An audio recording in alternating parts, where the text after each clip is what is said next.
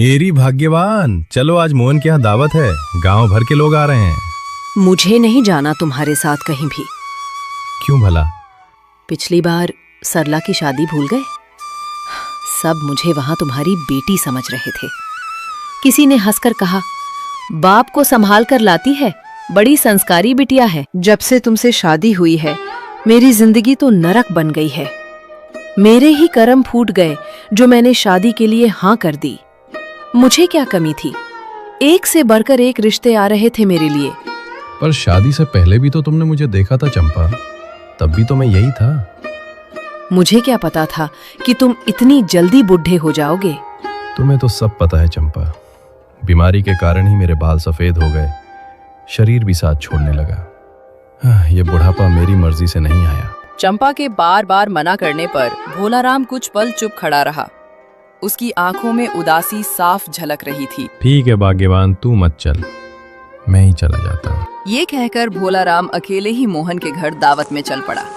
चलते चलते वह मन ही मन बुदबुदाया। आज के जमाने में लोग बस चेहरा देखते हैं, दिल में क्या है वो देखने का सब्र किसी के पास नहीं। सफेद बाल दिख जाएं तो आदमी बूढ़ा लगने लगता है, पर सफेद दिल दिखे तो भी किसी को फर्क नहीं पड़ता। मोहन के आंगन में खूब चहल पहल थी। लोग पंगत में बैठे थे, हंसी मजाक चल रहा था। तभी भोलाराम अंदर पहुंचा। अरे भोलाराम काका, आओ आओ, आज तो अकेले ही आ गए। हाँ भैया, चंपा को काम पड़ गया इसलिए नहीं आई। भोलाराम बैठकर खाना खाने लगता है। तभी पास बैठे दो आदमी आपस में फुसफुसाने लगे। अरे ये तो वही है ना जिनकी बीवी उम्र से आधी है। हाँ रे, मैं तो हर बार धोखा खा जाता हूँ। सोचता हूँ बेटी है, बाद में पता चलता है ये तो घरवाली है। ये सुनकर भोलाराम की आंखें भर आईं। वो चुपचाप पंगत में बैठ गया, पर दावत का स्वाद उसके लिए बिल्कुल फीका पड़ चुका था। अरे यार चंपा, तेरी तो पूरी मौज हो गई। इतना बड़ा घर, नौकर चाकर, ऐशो आराम। किस्मत तो तेरी खुल गई रे। सुनीता, मैं भी कोई मामूली नहीं थी। एक जमाने में लोग पलट पलट कर देखते थे। एकदम हीरोइन लगती हूँ मैं। हाँ यार, किस्मत हो तो तेरी जैसी हो। और एक हम हैं, न रहने का ठिकाना न पेट भर खाने को। अरे चंपा, जीजा जी से नहीं मिलवाएगी क्या? अरे यार, मिलवाती तो सही, पर वो किसी काम से गांव से बाहर गए हैं। चलो कोई बात नहीं, अगली बार आएंगे तो जीजा जी से जरूर मिलेंगे। चंपा और उसकी सहेली आपस में बातें कर ही रही थी कि तभी भोलाराम वहां आ पहुंचा। चंपा की सहेली ने भोलाराम को ऊपर से नीचे तक देखा। अरे चंपा, ये बूढ़ा कौन है? अरे ये तो हमारे यहाँ का माली है। अरे चंपा, तेरे तो नौकर भी बड़े बनठन के रहते हैं रे। ए बूढ़े, जा हमारे लिए बाग से महकते हुए गुलाब के फूल तोड़ कर ला। चंपा और उसकी सहेलियां जोर जोर से हंसने लगीं। सब मिलकर भोलाराम का मजाक उड़ाने लगीं। भोलाराम चुपचाप खड़ा सब सुनता रहा। उसकी आंखें झुक गईं। अपने ही घर में अपने ही लोगों के बीच अपना मजाक बनता देख भोलाराम बिना कुछ कहे वहां से चला गया।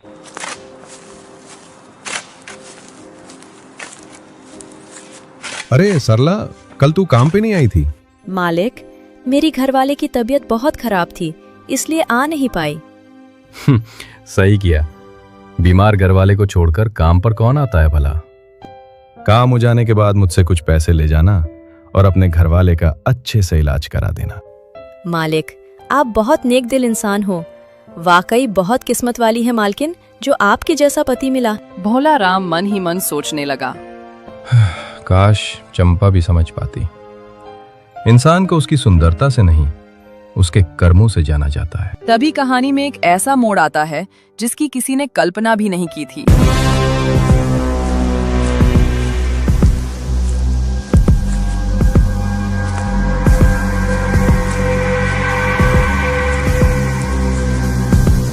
अरे भाई, ये इतना बड़ा घर किसका है इस गांव में?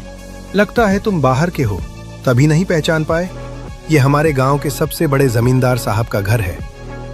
अच्छा, इतना बड़ा मकान? मकान ही नहीं भाई, दिल भी उतना ही बड़ा है उनका। कभी किसी गरीब को खाली हाथ नहीं लौटाया। और वो सामने जो औरत खड़ी है वो कौन है? वो जमींदार साहब की धर्मपत्नी है। गांव वाले उन्हें बड़ी मालकिन कहते हैं। लो भाई, आ गए हमारे मालिक।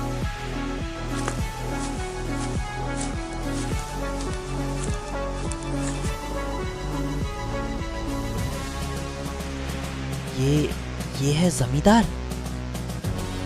हाँ भाई, यही है।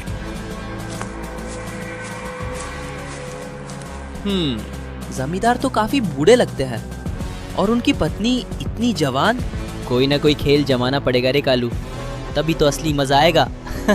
अगले ही दिन सुबह सुबह कालू चुपचाप आकर भोलाराम के घर के बाहर खड़ा हो गया।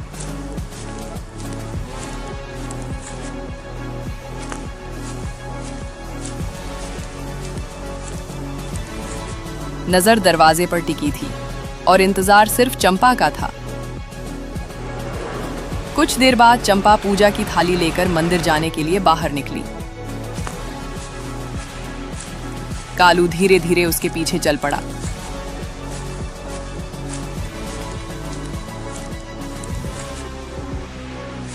अब कालू रोज सुबह चंपा का पीछा करने लगा। कई दिनों तक चंपा ने अनदेखा किया, पर उस दिन उसके कदम रुक गए। वह पलटी, चेहरे पर नाराजगी भी थी और हैरानी भी। मैं कई दिनों से देख रही हूँ, तुम रोज मेरा पीछा करते हो। आखिर चाहते क्या हो तुम? भाभी जी, मुझे आपसे कुछ नहीं चाहिए। बस जिस दिन से आपको देखा है, दिल कहीं और लगता ही नहीं। दिन भर बेचैनी रहती है। जब तक एक बार आपको देख ना लूं, चैन नहीं आता। आपको क्या पता, आपकी एक झलक के लिए मैं घंटों खड़ा रहता हूँ। चंपा कुछ पल उसे देखती रही। पहली बार किसी ने उसे इस तरह चाहत भरी नजरों से देखा था। वह बिना कुछ बोले तेज कदमों से आगे बढ़ गई। शब्द वहीं खत्म हो गए, पर असर शुरू हो चुका था। चंपा के मन में एक अनजानी चाहत का बीज पड़ चुका था। अब कालू रोज रोज चंपा का इंतजार करने लगा। कभी घर के बाहर खड़ा मिलता, तो कभी मंदिर के रास्ते पर निगाहें बिछाए बैठा रहता। एक दिन चंपा से रहा नहीं गया। आप सच सच बताइए, क्या आप रोज मेरा इंतजार करते हो? मैं आपको इतनी पसंद आ गई हूँ क्या? भाभी जी, पसंद तो मौसम की तरह बदल जाती है, लेकिन प्यार वो तो सांस की तरह होता है। जब तक चलता है, साथ नहीं छोड़ता। बड़ी बातें करते हो, पर तुम्हें पता है ना, मैं शादीशुदा हूँ। हाँ भाभी जी, सब जानता हूँ, पर दिल कहाँ रिश्तों की किताब पढ़ता है। अगर ऐसे ही मेरा पीछा करते रहे तो जमींदार जी को पता चल जाएगा, फिर बहुत बुरा होगा। तो एक रास्ता है, आप अपना मोबाइल नंबर दे दो, मैं दूर रहकर भी आपसे बात कर लिया करूंगा। ठीक है, कम से कम यूं रास्तों में खड़े होकर मेरा इंतजार तो नहीं करना पड़ेगा। बस उसी दिन से शुरू हुई वो बातें, जो पहले मिनटों की थीं, फिर घंटों में बदल गईं, और चंपा धीरे धीरे कालू की आवाज की आदी होती चली गई। अब चंपा को लगता शायद उसकी जिंदगी में कालू की ही कमी थी। कुछ समय ऐसे ही निकल गया और एक दिन, आज पंचायत में नहीं जाना क्या? ऐसे सो रहे हो जैसे घोड़े बेचकर सोए हो। चंपा, आज मेरी तबीयत ठीक नहीं लग रही। क्या हो गया? बिल्कुल ठीक ठाक तो दिख रहे हो। पता नहीं, रात भर नींद नहीं आई, सीने में भी दर्द सा हो रहा है। तुम एक कप चाय बना दो और थोड़ी देर मेरे पास बैठ जाओ। मेरे पास इन सब फालतू बातों के लिए टाइम नहीं है। चाय पीनी है तो हरिया काका से बनवा लेना। मैं सहेलियों के साथ मेला देखने जा रही हूँ, और हाँ, आने में देर भी हो सकती है। इतना कहकर चंपा मेले का बहाना बनाकर कालू से मिलने चली जाती है और भोलाराम को अकेला छोड़ देती है।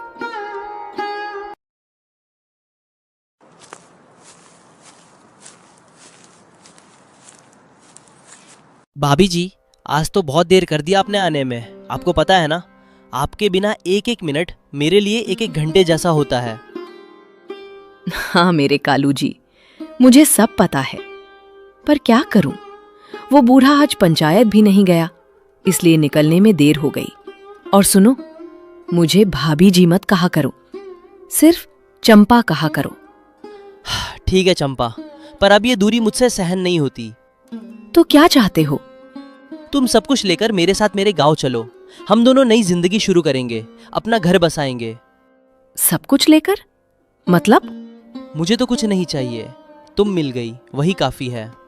लेकिन सोचता हूँ तुम मेरे साथ गरीबी में कैसे रहोगी, इसलिए जो सोना चांदी और पैसे हों सब साथ ले चलना, फिर चैन से जिंदगी कटेगी। हाँ मेरे कालू, मैं सब ले चलूंगी। वैसे भी उस बूढ़े की उम्र ही कितनी बची है, वो इतने धन का क्या करेगा? अगले महीने वो शहर जाएगा, उसी दिन मैं तुम्हारे साथ भाग चलूंगी और अपनी नई दुनिया बसाऊंगी। 1 हफ्ते बाद।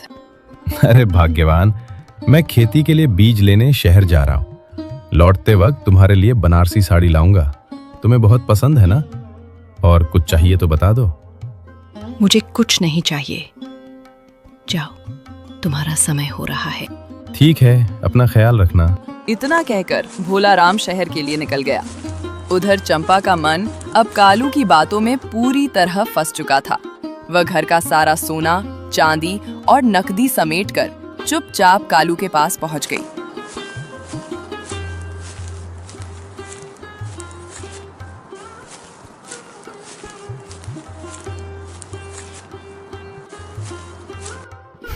आ गई चंपा, मुझे पता था तुम जरूर आओगी। सब ले आई ना? इतना ले आई हूं कि अब हमारी पूरी जिंदगी आराम से कटेगी।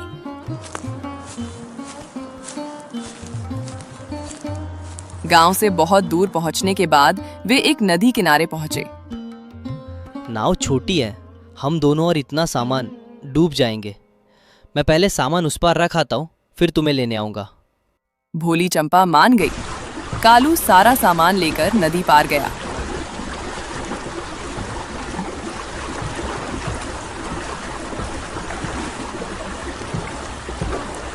लेकिन वापस मुड़कर नहीं आया। वो जंगल की ओर बढ़ने लगा। चंपा रोते हुए चिल्लाई, कालू जी, मुझे भी ले चलो। अरे पागल हूँ क्या?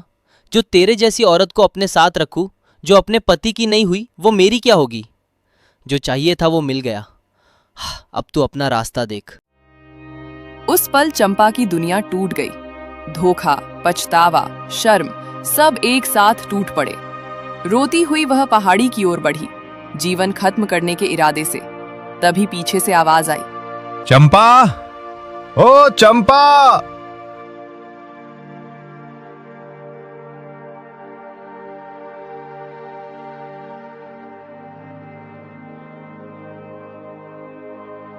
अरे पागल, ये क्या करने जा रही हो तुम? मुझे छोड़ दो, मैंने आपको धोखा दिया, मैं आपके लायक नहीं हूँ। गलती इंसान से ही होती है, पर जिसे अपनी गलती का पछतावा हो वो बुरा नहीं होता। मैं घर का सारा धन उस ठग को दे आई। धन चला गया तो क्या, मेरे लिए मेरी सबसे बड़ी दौलत तुम हो। जो हो गया उसे भूल जाओ चंपा। चलो अब घर चलते हैं, वहीं से नई शुरुआत करेंगे।